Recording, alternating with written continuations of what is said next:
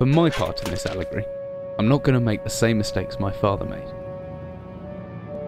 Howard vanished from my mother's life before I was even in it, so when he sent me a letter a few days after Mum's funeral, it was the first I'd ever heard from him. Pity he was dead.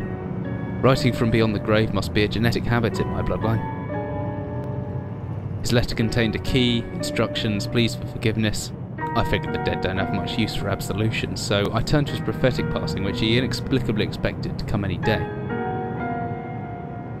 Clearly averse to explanations, my father preferred to leave directions to a bank on Mayfair I'd never even heard of. In that bank was a safety deposit box in his name, and myself as executor. Of course, I went, as he knew I would. I discovered that despite the evidence, he'd been legally declared dead almost 30 years ago, and so the old book and collection of notes I found had, in the eyes of the law, been mine all this time.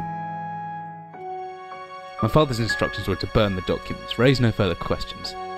But that was his error. No man's immune to the shameful trappings of curiosity, and my humanity got the better of me.